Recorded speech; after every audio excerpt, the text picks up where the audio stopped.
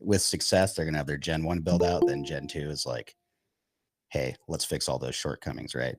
And that's a big one. I've seen a lot of people switch away from having shared HVAC systems and also just investing in a lot more fan power to move air around the facility, not around the facility, but around the room while trying to separate rooms within the facility.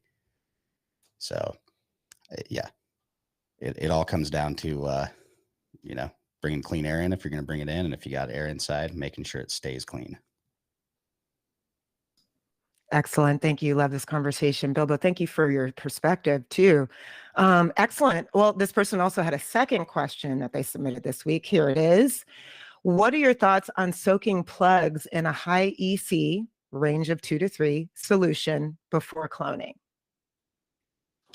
It's going to be a little bit dependent on the nutrient manufacturer and, using some of the most common 2-part salts, which is usually what we recommend right now, is, 2 to 3 is not that high of a range for a lot of what they're recommending specifically for their product at that time. Things to kind of keep in mind is make sure you are taking a good sized clone so that you get a good head start on the growth of those. Make sure that you are soaking them for enough duration to get all the aero bubbles out and wash out any of the wetting agent in there, the surfactant that is impregnated during the manufacturing process of that rock wool. So those are kind of some things to keep in mind, and make sure your EC or your pH is right on par. Since you don't have a lot of substrate to work with, you want to make sure that everything is as consistent from plug to plug as possible. Yeah, one thing I like to remember is that we've got to just have a rough baseline for the plants, and a good thing going into veg is to actually do that in a 1.5 to 3 solution as far as that rock wool soaking. A big part of cloning, though, is plant health. How's your mom doing? If you've got an old mom that's getting pretty weak, you're not going to produce solid clones. When you're taking your clone cuts, also remember, where we want a lot of size consistency. We want to get it as close to the top of that dome as we can. Like Jason was saying, a bigger clone is going to be, not only a taller head start, but also we've got more plant matter there to work with. It's more robust. It has more energy inside of that little stick than a smaller one does. And honestly, there's 2 big things I see in cloning that people, typically struggle with. Number one, where you make your cut. I see a lot of people cutting their clones to all, right up to having tape marks on their table and say, okay, these are all gonna be exactly 8.5 inches long. Really, we want to go to the node and actually cut into that node tissue a little bit so we get a little bit of that axial meristem. That's what's going to grow the callus for us. Everything below the bottom node on your cut is going to die when you clone it. So trim that up. One of the other things I see people struggling with, especially if they're just trying out, rock wool cubes in a tray,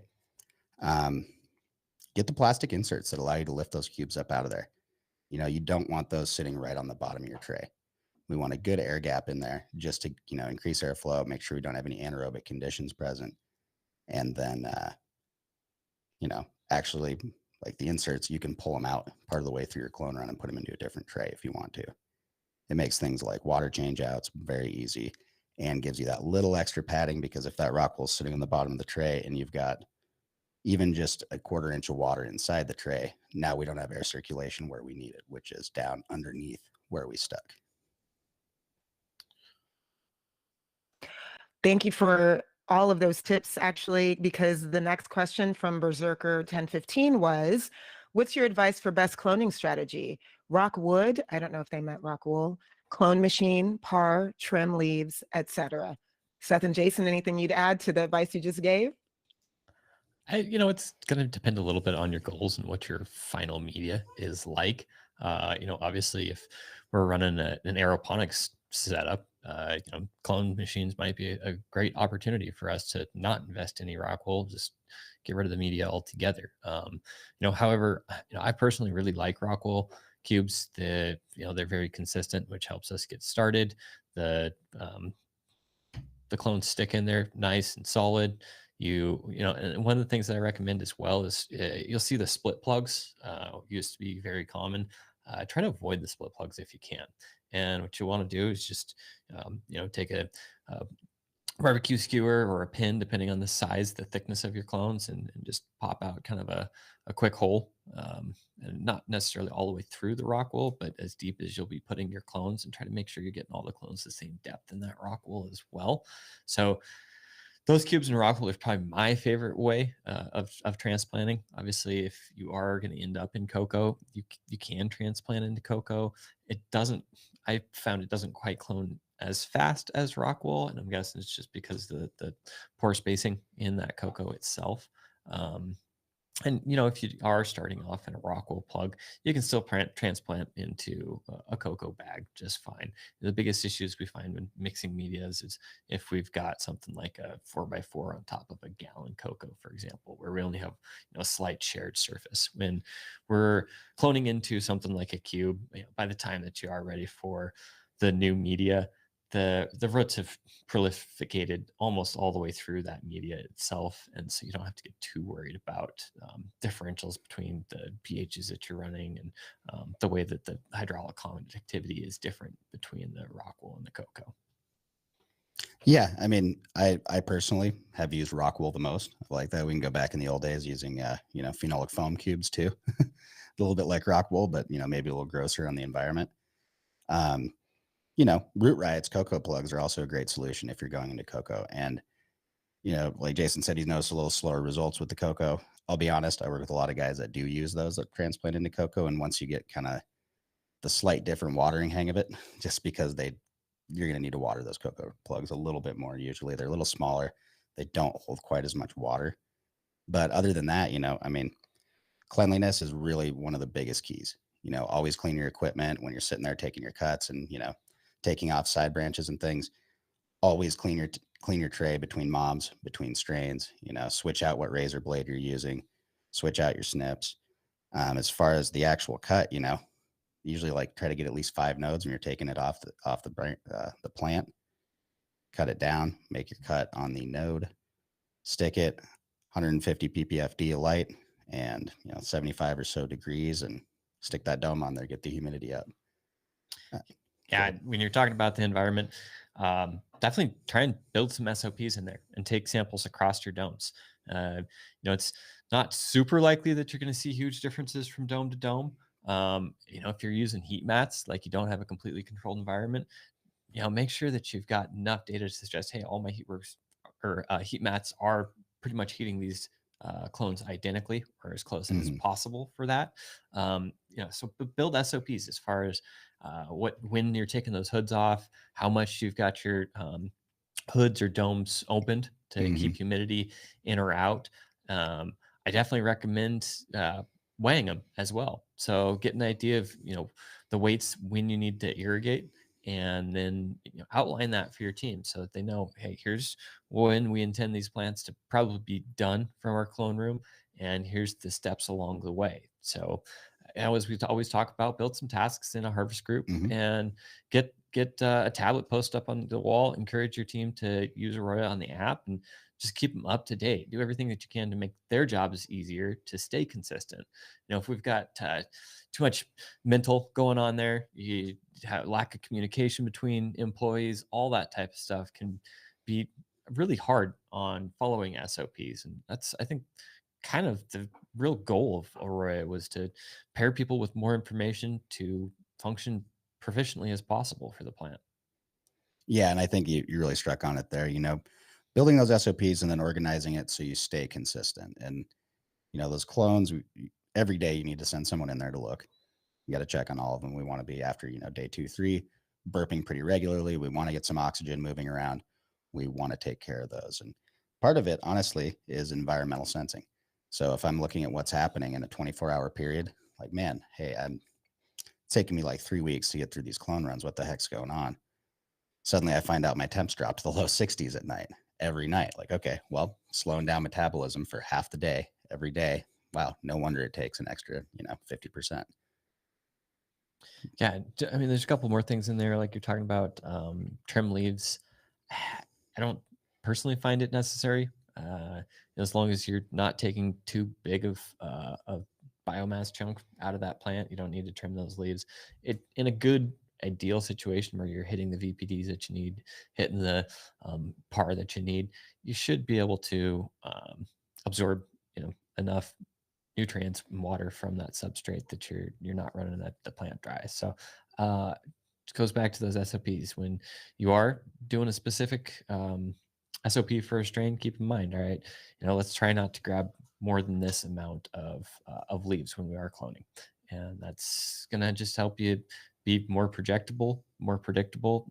Your sales team's going to like you more. Your coworkers are going to like you more because they get to treat all the plants the same. And obviously, if you check out a video I did about consistency, growth behavior, basically it just talks about how lucky we are to be working off of clones, simply because the genetic performance from cut to cut should be very, very similar. Whereas obviously if we're working out of seeds, maybe we're doing some pheno hunting, that consistency is not to be expected like it would from a clone lot. Man, dropping the knowledge today. We're just to let y'all know, we're gonna be sure to get a link to Jason's video and share that with the community. But man, Seth and Jason, thank you so much for that excellent breakdown. To our live attendees today, we got a lot of them. It's so good to see all of you. We want to know what questions you have. Be sure to drop those in the chat so we can get Seth and Jason to address those in real time. But I'm gonna get it over to Mandy. I think we have a write-in, right? Oh yeah, totally. So yeah, we had a write-in this week from our friends over at River City Growers. So they want to ask Seth and Jason, what's the line between a drooping, thirsty plant and a wilting plant? Yeah, so I'll get started just kind of with the science behind that. And so when we are talking about what those lines are, it's going to be usually related to the matrix potential characteristics of your substrate and the health of the plant, right? So kind of two factors. When we think about plants that begin to droop, what is going on is the cell walls lose an amount of trigger pressure. And there can be a number of reasons for this. It could be a cause of environmental factors. So the trigger pressure is low because we're too cold or too hot or not enough humidity. That's why we always talk about VPD. Hit your VPDs, and most of the time that's going to help that plant maintain rigid trigger pressure in its cells. And when you jump back into substrate stuff, when we talk about trigger pressure, we're looking at the matrix potential. If the plant has to apply too much vacuum to pull water from that substrate, those cell walls are going to lose their rigidity and your plant's going to begin to droop.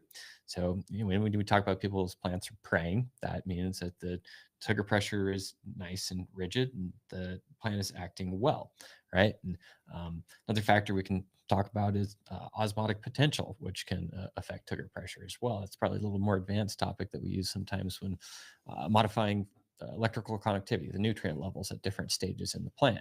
What those lines are specifically, easiest way to kind of get a start on that, if you've got good healthy plants, your environment's on par and stuff, look up the matrix potential curves for your specific substrates. So if you're in something like cocoa, it's actually going to have a little bit of an elbow, usually between say 20 and 25%, depending on the manufacturer and the pith chip size from that manufacturer. And something like rock wool is very linear. And so when we look at rock wool, as long as the other factors are right, the substrate can get very, very low in water content before the plant actually feels a stress due to a high matrix potential, or very low matrix potential, if you will, a high negative potential. So since matrix potential is the vacuum that's being applied, it's going to be usually a negative KPA. And so it's actually one of the ways that most traditional crop growers evaluate their soils. So if we're looking at subsurface drip, maybe some corn in Colorado, for example, they will use something called a tensiometer for evaluating what the matrix potential is, or excuse me, that vacuum level is in the substrate. So that was kind of the in-depth way to evaluate it. Sorry if I was not general enough. That's okay. I think one thing we should talk a little bit about on this, though, is the difference between wilting point and permanent wilting point and looking at different medias. And that's really where the rubber meets the road here.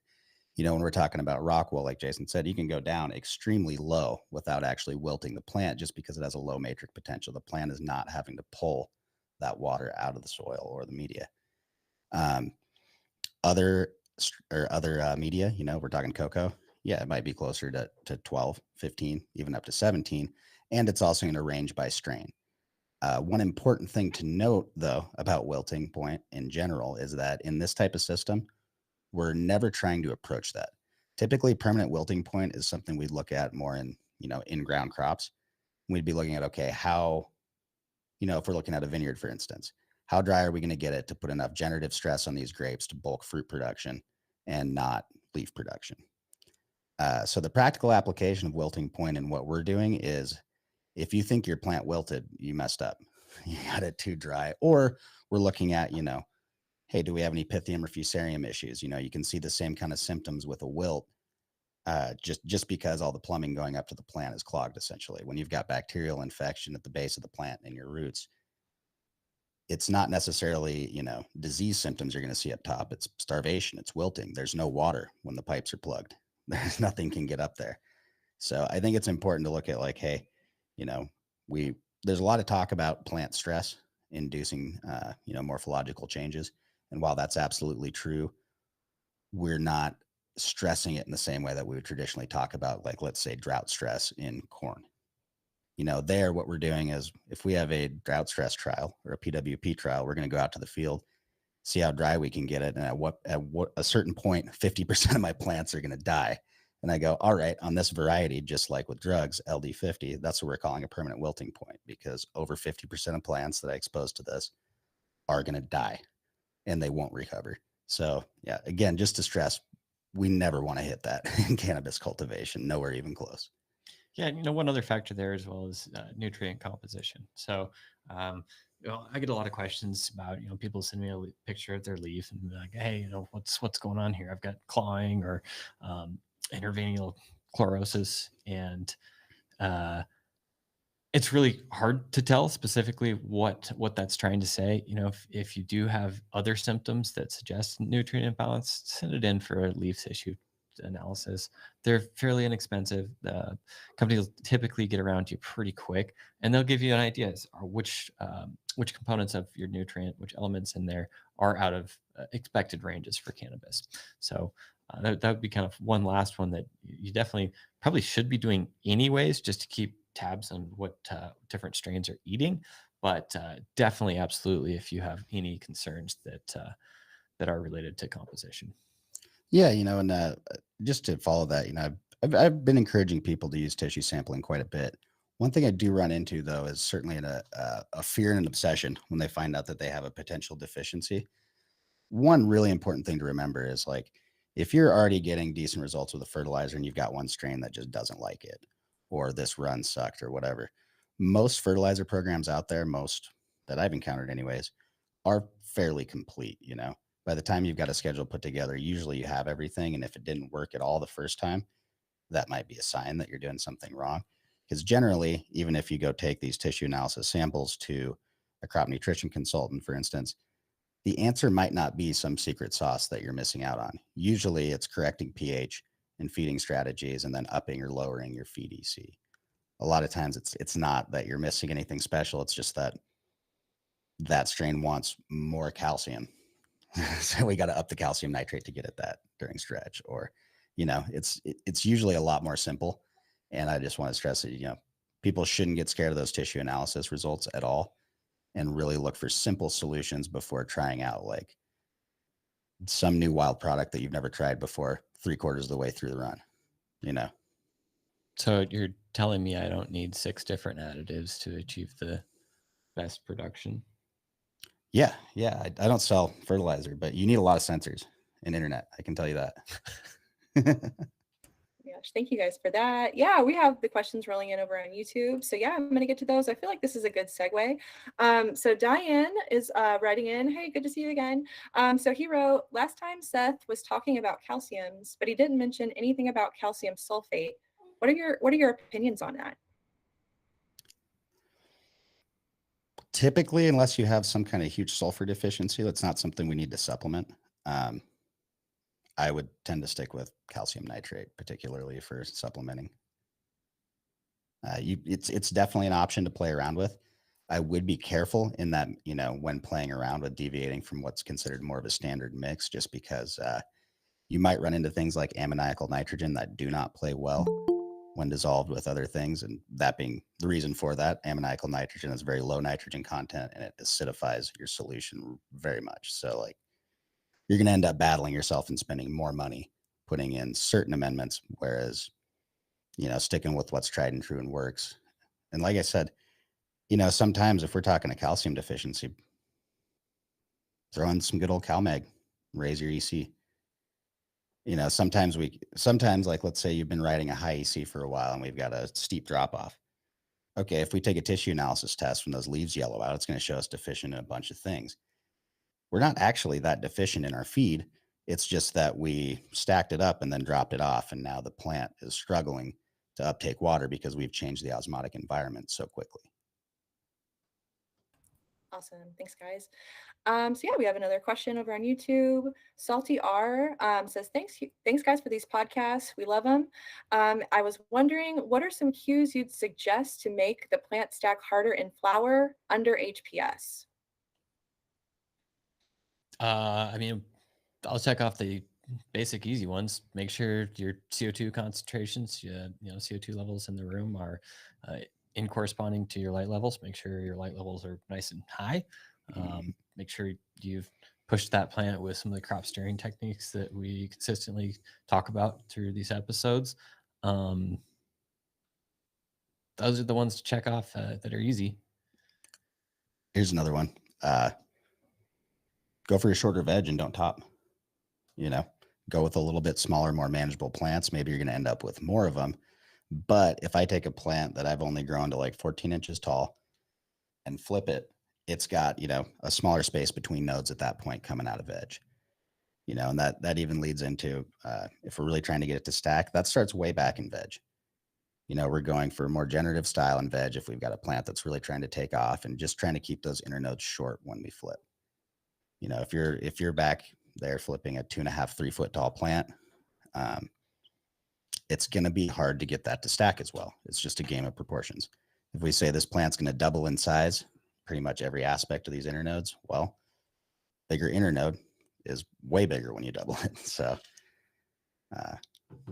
basically just, follow your program all the way through and don't let up on your generative attack, I'll say, in the beginning, trying to fight that stretch, Awesome. Thanks, guys. Salty R, you'll have to let us know if you have any follow-up questions. But yeah, that's it for YouTube for now, but please send in your questions. So Keisha, back over to you. Awesome, Mandy. Thank you so much. All right. Our next question from Instagram is submitted by Kanasutra OG. They have a sensor question. They're wondering, why does my Terrace 12 Solus combo read 100% VWC in rock wool sometimes? Any thoughts on that? It's kind of weird. Are you inserting the sensor too low, possibly?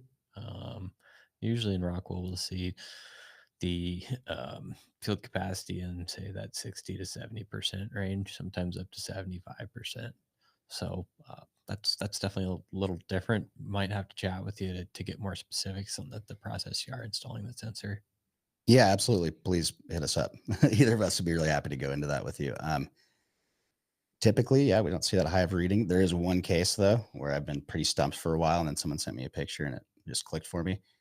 If your tray is not totally level and you've got a slab on one end of it, and it's not actually draining off correctly, you just have a slab that's constantly, there's a puddle underneath it, then you might see something like that. But otherwise, yeah, try replacing the sensor, moving it to a different slab, and try to determine if it is, if it is a sensor problem, again, talk to us. But if you move it to a different slab and it reads something more normal, it's like, okay, well, are we dealing with some sort of irregularity in this particular slab?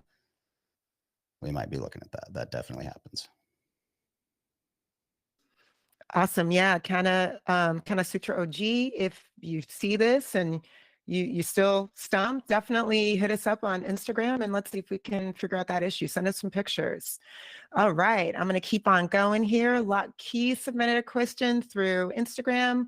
They want to know, when running a perpetual harvest in a large glass house, what sort of night temperature difference and VPD range would you target? Ooh, that's going to be the tricky part of perpetual harvests. Obviously, when we have young plants and old plants, it's a lot more difficult to tailor the day-night temperature differentials and the ideal VPD ranges. So usually young plants will be a little bit lower VPD. We'll keep those daytime temps nice and high. Nighttime temps will be pretty close to daytime temps. And then obviously towards the end of the cycle, we're shooting for a little bit higher VPD, mostly to avoid mold growths, bacterias, that type of stuff. And so you got to make the best consideration that you can. If we have big night day differences, we're going to help induce anthocyanin production towards the end of flowering. If we've got those on our younger plants, then we're going to have a little bit less fast in the production of it as that. We're going to end up with a smaller plant. You're going to slow it down during stretch and not produce as much biomass. So I can answer that actually. Do it. You're going to end up running about 74 to 77. You might get a 4 or 5 degree overnight diff ideally, and probably 1.2 to 1.4 VPD, maybe down to 1.1. But just like Jason was saying, you're going to have to pick trade-offs. If you want to get your nugs to purple up, well, you're going to be dealing with smaller plants.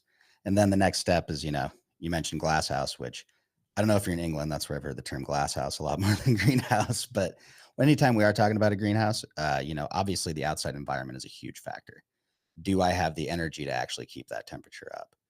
We might be talking like about something that you can't even really achieve here. Like maybe if you can get it up to 68 at night and that's all you can get in the winter, well, that's what we're going for. And that's, anytime we're talking about greenhouses, and the bigger they are, the more we need to count on there being a variation in harvest related to the time of the year. If we're talking a really small hybrid greenhouse that has mixed lighting, pretty self-contained, yeah, that's basically a high-tech grow room. If we are talking, 10,000 plus square feet, every harvest is going to yield a little bit differently, and every run is going to be different because we're never going to be able to recreate perfectly our nighttime temps.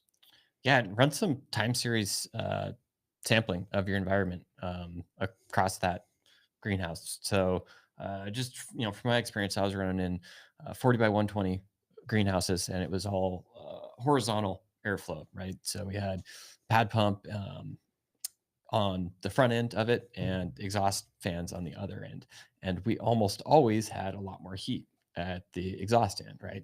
As our solar radiation's building up in that room, we're going to collect heat in there. And so, let's say that was the perpetual harvest, we would probably want the young plants towards the exhaust fans where we have a little bit higher temperature, a little bit lower differentials, and move them towards the front where we can take advantage of some of those temperature drops when the pad is opening up. Yeah, all the greenhouse fun. Why does purple punch turn purple at the front of the room and never at the back? So yeah, I mean, that is one of the fun things about a greenhouse though, is you do have all these dynamic things going on that you can, are a challenge, but as Jason pointed out, sometimes you can take advantage of that. Just like I love having a greenhouse for a veg bay too, for instance, and I can work in there in the morning without my lights on and then kick those off a little later in the day and be comfortable. Is it perfectly consistent PPFD? Probably not as quite as if I had a lamp on it all the time, but guess what? That's kind of a little benefit of getting to work in that system. Everyone in the flower rooms is sweating and everyone in the bedroom is nice and comfy. This was such a great question, Lucky. We don't know where you're located. You'll have to let us know. But if you're in Europe, I love how talking cultivation it's global, it's international. So we are going to keep the party going. Mandy, what's happening on YouTube? Oh man, we have a ton of shout outs and we have a lot of questions coming in. I'm just going to start at the top. Hoffman's Choice. I think we've gotten some questions from you before. Nice to see you again. They want to know, I recently installed pressure compensated drippers and my existing submersible pump is heating up the reservoir due to increased feed times. Any external pump or booster brand recommendations? I mean, I like Grunfo's equipment because it's been in the industry for a long, long time. We see dab pumps all over the place. Anything that's probably not specific to cannabis growing is what you're going to want to use. Anything that's getting used in other industries is a great way to go.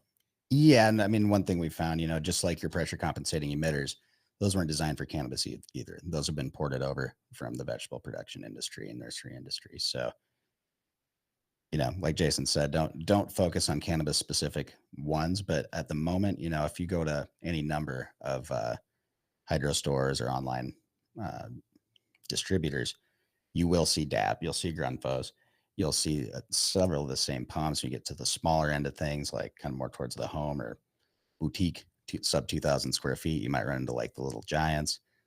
But basically, what you want to look for is you might want to avoid a pump that's got, some kind of uncoated cast iron housing, for instance, because we're running salt water through there. So you want to make sure you've got enough power, probably a couple of horse, depending on how big your system is, but really just look for a quality pump that has quality components and isn't going to corrode on you. That's the biggest enemy of everything here is rust.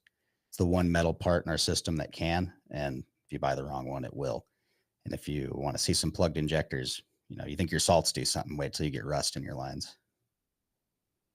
All really good notes and things to keep in mind. Yeah, Hoffman's Choice, you'll have to let us know if you have any follow-ups. Yeah, going down our list, Diane wants to know, I don't want to use calcium nitrate because after week 5 in flowering, I don't need that much nitrogen, but I need calcium for sure. So how am I going to be able to battle that? Gotcha. Calcium silicate's another available supplement. I would strongly, unless you've got some tissue analysis results to back you up, and I looked at your entire feed chart and everything, including your graph of a whole grow, so I could see what your EC was doing in the root zone. I wouldn't immediately put just seeing spots on the leaf, as a calcium deficiency, or should I put it, doesn't mean it's deficient in our feed. It means our delivery strategy may not be sufficient for the plant. For instance, I've run into a lot of people that are running a few different brands that do have calcium supplemented in them, and that they'll be adding CalMag and just having all kinds of problems because what they're, attributing to a calcium deficiency isn't one at all. They're just running in the wrong EC range, or like, hey, what's your runoff pH? 4.9 to 5.2. Okay, well, everything's deficient at that point. So immediately going to that one supplement isn't always going to get you there. Diane, I would always probably try to raise my root zone EC and get that root zone visibility before I just assume that this plant has a problem. There's a lot of ways to mess up a plant building up to actually seeing that symptom. It's such a fine line that you walk. Yeah, thank you for that, Diane. Back over to you, Keisha. We got some live questions coming in. Yes. All right. Mark dropped a question in the chat. Mark, do you want to unmute yourself, or I can ask for you? I'm just going to go on. I'm going to just go for it. And if you have anything you want to chime in on, feel free to unmute yourself. Mark wrote in an indoor LED setup around 30 feet by 50 feet, what would be your preferred air movement setup? Oscillating fans, V-flow fans, axial type fans, racetrack pattern, etc. Thanks, guys. Thanks for your question, Mark. So, this might be a little bit personal preference. There's a lot of different solutions that can get you good air mixing in there. My favorite way is HVAC socks, especially for an indoor where you already have an HVAC system outside of the room, and you've got ducting vents going into there. Get some HVAC socks. Basically, they're going to distribute that air very well, so that you have consistent airflow across there. And then if you do see vertical stacking of heat, I like some carpet fans every once in a while under the benches if you do run into a lot of vertical variance. Yeah, the carpet fans are great. I won't tell a story about them, but be careful with those. Yeah, you nailed it with the HVAC socks. Those are like pretty much the bee's knees in this business right now. They're easy to put in. They're not in the way all the time, like hard venting. And then once you start running them, you'll realize, hey, I've got pretty even pressure across all the holes coming out of this sock versus, with my oscillating fans, like don't really get even coverage after about 5 feet away from them. Really that sock is going to be your best friend. And then carpet fans for the floors are all right. I think the big thing is having enough fans, and that's where the sock comes in. If I have one huge one, I can distribute that. Otherwise, the equivalent might scare you to move the same amount of air with some oscillating fans and get it to where you want to go. And then if we're talking like lift fans or V-flows, anything like that, if I'm 12 feet in the air with that, I've only got so much efficacy.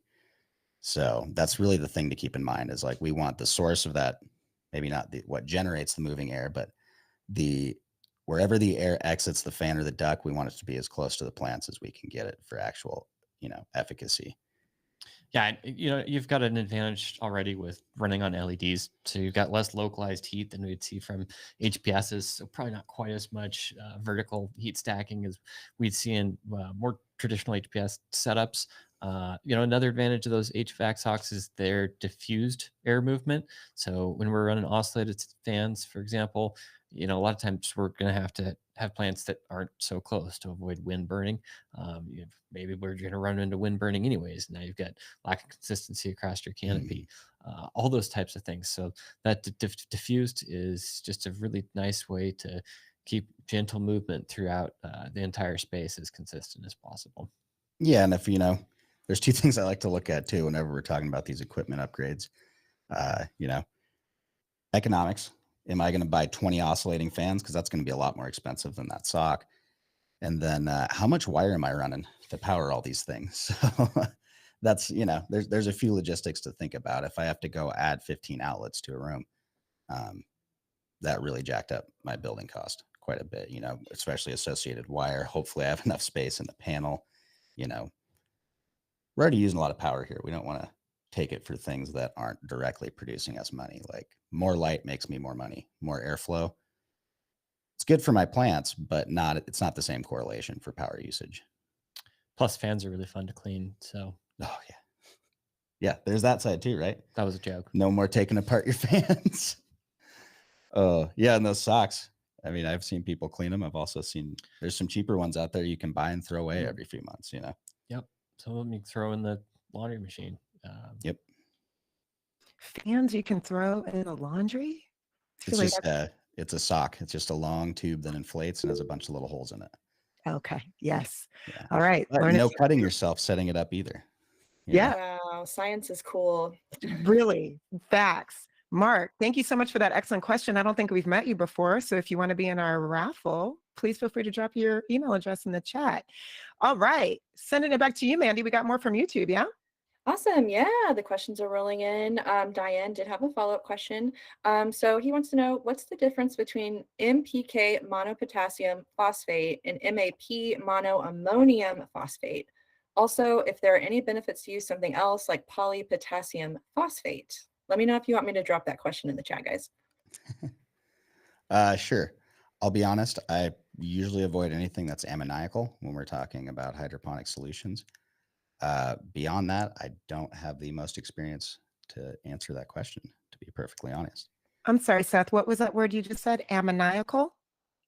Yeah. So like if we're looking at monoammonium phosphate, that's like NH4P. I can't remember the rest of it. But anytime you see ammonia, you're going to have, a 4-to-1 ratio of hydrogen ions to nitrogen ion. Thus, you're going to really increase the acidity in your solution. That would be the main effect of that, but you're not getting much nitrogen either. Got it. Awesome. Awesome. Thanks for that. Yeah, Diane, let me know if you have any follow-ups. We got a second question from Iron Armor. So what type of root-in irrigation strategy would work well with stacking a 4x4x4 rock wool cube on a 6-inch Hugo day one of flowering? I noticed the bottom block wicking out the moisture from the top cube. Yeah. So, that's probably a little bit more tricky of a root-in process, just because it's not necessarily the best combination for larger plants. You've got a fairly tall vertical stack. But for some of the root-in processes, you're going to do very similar to like we'd be doing in slabs or onto cocoa. And you're going to want, a number of multiple shots a day that are pretty small. If you do see that lower block wicking, you might have to up the number of shots a little bit just to make sure that the plant's got some water up in that top block and you're not losing it all to hydraulic movement into the lower block. Yeah, I think that's an important thing to remember. After this transplant, obviously you want to have your drippers in that top block, but also be aware that your water content, your field capacity in that top block just dropped from 65 to about 35. So all your water moved downwards. There's not going to be anything special going on, although if that's going to be your growth strategy, just a little tip, you might want to plant directly into the 6x6x6s and save some money on the Delta 10s because you're not gaining an appreciable amount of water holding capacity by going with the Hugos versus a Unislab or anything else. Great advice. Awesome. Yeah, you guys always have great advice. Yeah, on Iron Armor, let me know if you have any follow-up questions. Other than the awesome shout outs that we're getting from East Coast, from pretty much everybody who's chatting in. Yeah, I think those are the questions for now. So I'm going to pass it back over to Keisha. Thank you so much, Mandy. Shouting back to y'all over on YouTube. So good to have you. All right. And just letting all know everybody who's on live with us today, we've got about 15 minutes left. Not too late for you to speak to the experts. I'm going to keep it moving with our Instagram questions here. Casey Garcia wrote in, how do you set your maintenance fees? Thoughts on that?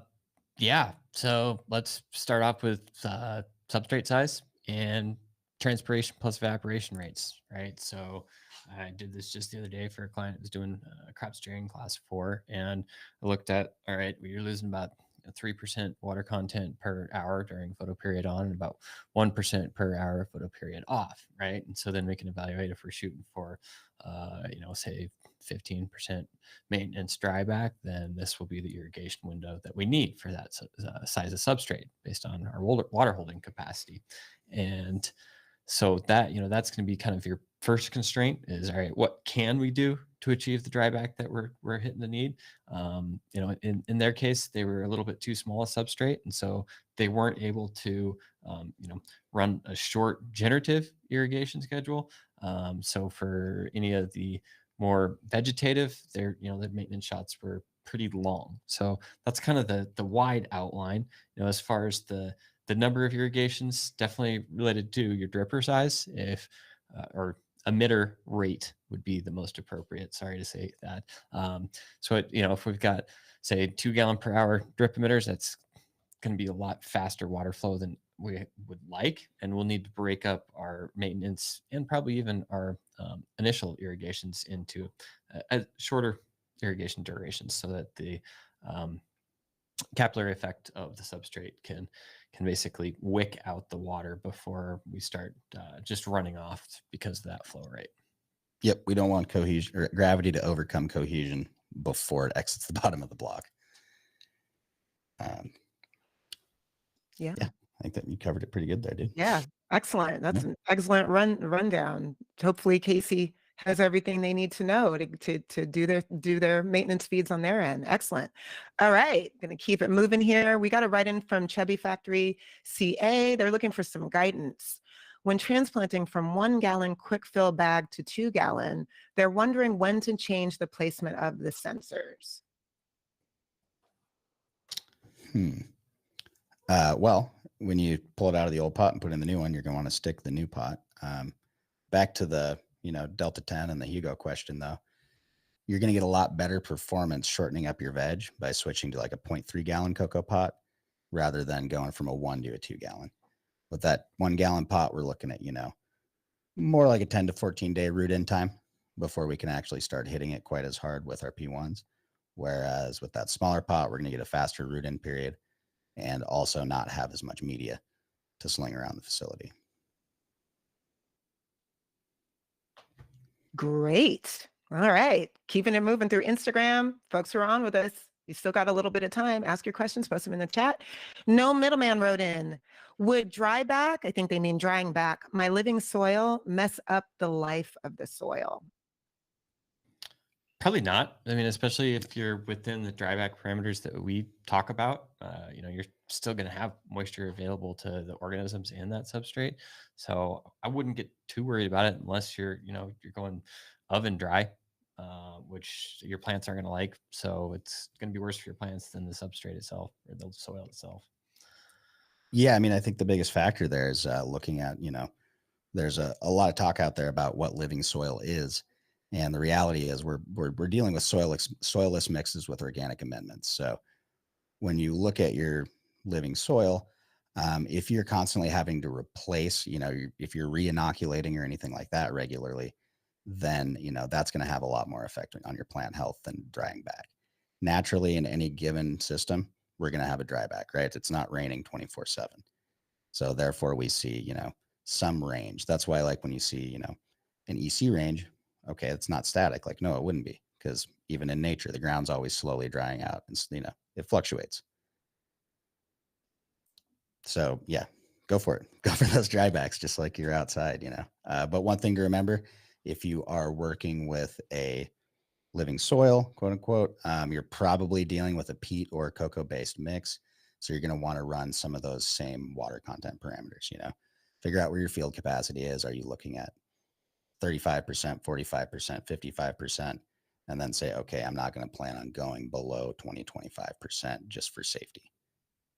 It's, if you are dealing with a soil that has some CEC and actually has some clay particles and things like that, then it starts to get a little more complicated on establishing where that wilting point would be. Like we were talking earlier, that's kind of where all that comes into play. Wonderful, you guys. Thank you so much. All right, running out last couple of Instagram questions here. Kevin Greens wrote in, I'm running well H2O. Is it more important for me to use hydrochloric acid in my water? You know, there's, I'm guessing you're talking about how to pH the water more than trying to treat it. I think he's talking about sanitizing. Hypochlorous has been pretty popular lately, especially in some people that have water quality issues like the fusarium contamination and stuff. So how dirty is your well? Let's start there. You know, what kind of ppm is your well water coming out at?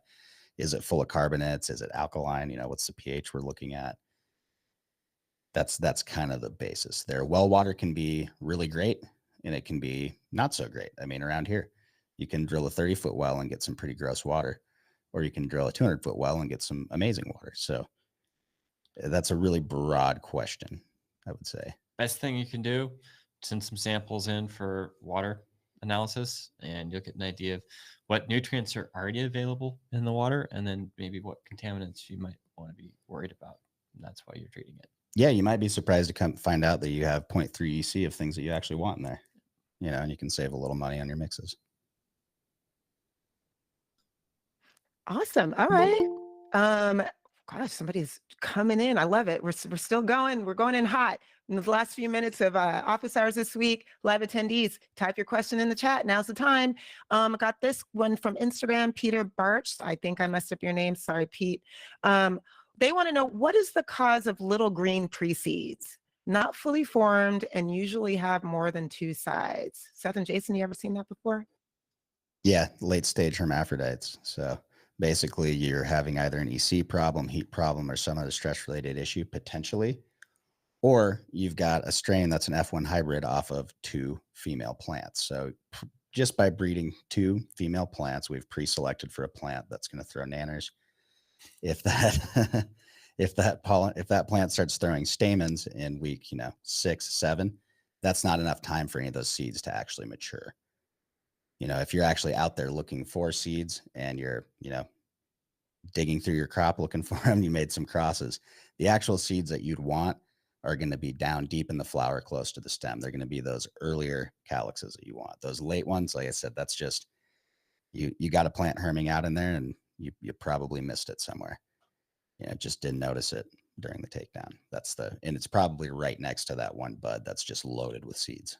It's usually how it works. Never a dull moment in cannabis cultivation, is there? All right. Bilbo typed a question. You want to go ahead and ask it, Bilbo? Sure. It's back to these tiny pots that I was incessant on running. So yeah, it happened. I'm now having to irrigate once approximately 7 hours after the P3 has started. That brings the volumetric water content up to a palatable range. And then shortly before lights on, I'm getting another notice letting me know that I'm getting into that range again. I'm wondering, is there some strategy that I have not thought of, or I mean, really, you that's can out there that has me not doing this again, but still Yeah. maintaining the same mix? I mean, if you're stuck on that substrate volume and you want to be able to have more of a gas tank to steer with, essentially you're gonna have to get a smaller plant.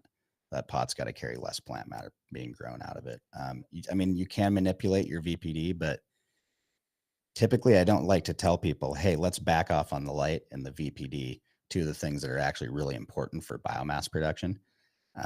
Without lowering your yields, the only way you're going to do it is more smaller plants. And by small, I mean, there's some people in double stack situations that are flipping them 10-day veg. That sucker's got roots. It gets a 15% dry back, then they flip it. Yeah, I have not tried that yet, but usually because going into flower, there's already some, I wouldn't say trepidation, but it doesn't matter how many times you do it. There's always running new cultivars. You never actually know how it's going to perform, and trying to inflate a yield. In my mind, it's easier, not necessarily cheaper, but it's easier to just administer the P3s. But going forward, running the same cultivars, I don't want to continue that. So if your only logical conclusion is smaller plants, well, that's where we're going to head. Yeah, I mean, and honestly, I do work with some people who use flood and drain tables and 4x4x4 rock wool cubes. Their plants are about 2 feet tall, 2.5 feet tall at harvest, but they're putting 240 to 300 plants in a 5x20 table. So there are ways around it. It's just finding that, obviously finding that plant size to flip that works for your media, and then deciding like, okay, well, I need this much more media to get the same amount of yield. And that's where that gets a little frustrating for sure. Oh, and once again, thank you everybody over at AROYA for your continued effort in the market. Absolutely, man. We like talking to you guys. It's fun. It is fun, Bilbo. Thank you for asking that excellent question. Just wanted to return back to the question asked earlier about why does my Terrace 12 Solus combo read 100% VWC and Rockwell? I think they came on live. And if you're on with us, please unmute yourself and let's see if we can get that addressed. Kanasutra OG. What's the handle? Maybe not. All right, maybe they're thinking about it.